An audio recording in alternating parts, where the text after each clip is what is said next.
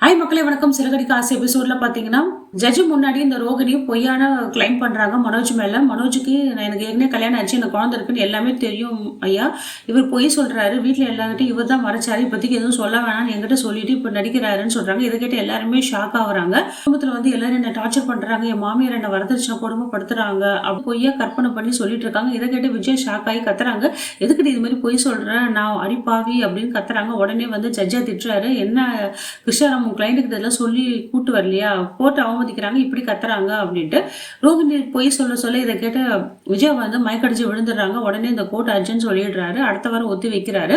வீட்டுல வந்து மனோஜை திட்டுறாங்க, எல்லா விஷயமும் உனக்கு நடந்திருக்கு, நீ உடந்தையான்றாங்க. அவளுக்கு ஃபோன் பண்றா, ஸ்பீக்கர்ல போட அவன் என்ன பேசுறான் நான் கேட்கணும்னு.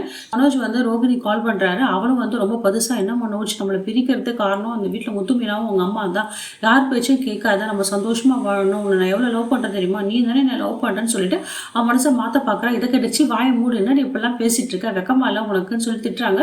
இதனால வந்து ரோகிணி சொல்லிச்சிருங்க, ஓ எனக்கு ஸ்பீக்கர்ல போட்டு எனக்கே வேலை காட்டுறீங்களா, நீங்க பேசுறதா ரெக்கார்ட் பண்ணி வச்சிருக்கன்றாங்க.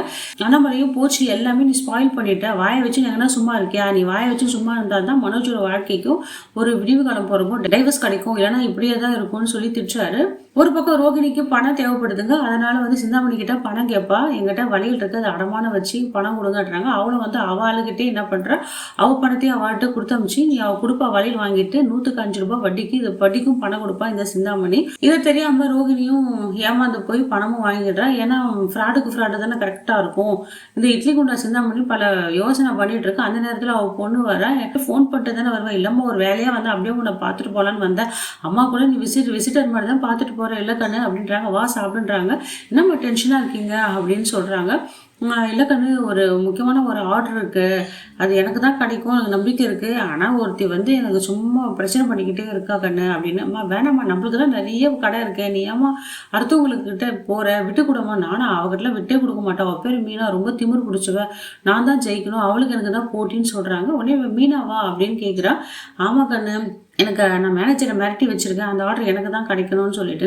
அம்மா இது மாதிரிலாம் பண்ணாதம்மா, பண்ற நல்லது கட்டத்தில் வந்து அவங்க பசங்களுக்கு தான் வந்து சேரும், அதனால வந்து அந்த கர்மம் என்னதாம்மா துரத்தும், வேண்டாம்மா எனக்காக இதை விட்டுருன்னு சொல்றாங்க, இல்லைன்னா நான் போயிடுவேன்னு. சரி கண்ணு, உனக்காகவே நான் இதை விட்டு கொடுத்துட்றேன் அந்த ஆர்டர்னு ஒன்று மேனேஜர் ஃபோன் பண்ணி சொல்லிடுறாங்க, இந்த ஆர்டர் எனக்கு வேண்டான்ட்டு.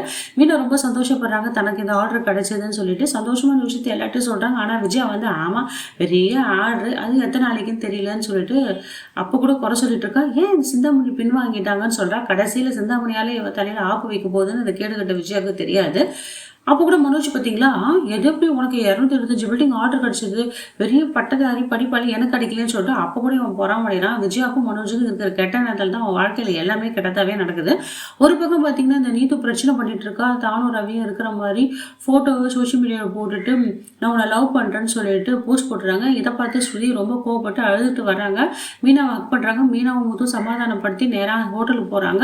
அங்கே ரவிக்கு வந்து ப்ரப்போஸ் பண்ணுறாங்க நீத்து. இதை கேட்ட ஸ்ருதி வந்து பார்த்தியா, இதுக்கு தான் ஆரம்பத்தில் சொன்னேன் இந்த ஹோட்டல்ல வேலை பார்க்காத, நீத்து சரியில்லைன்னு என் பேச்சு கேட்டியான்னு சொல்லிட்டு. என்ன நீத்து இது மாதிரிலாம் நீங்க பேசுறீங்க, நம்ம தொழில் ரீதியாக தானே ஃப்ரெண்ட்ஸா பழகணும், இது மாதிரி பண்றீங்களேன்னு.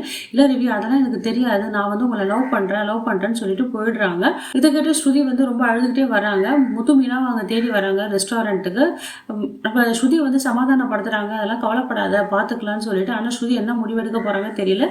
ஆரம்பத்திலே சொல்லியாச்சு இந்த ரவிக்கு, ரவி வந்து யார் பேச்சும் கேட்கல, அதனால இவனுக்கு நல்லா தான் வேணும், இவன் என்ன பிரச்சனை ஸ்பேஸ் பண்ண போறான்னு தெரியல. மக்களே, இந்த வீடியோ உங்களுக்கு பிடிச்சிருந்தா லைக் அண்ட் ஷேர் கமெண்ட் பண்ணுங்க. அடுத்த ஒரு வீடியோ சந்திக்கிறேன். நன்றி, வணக்கம்.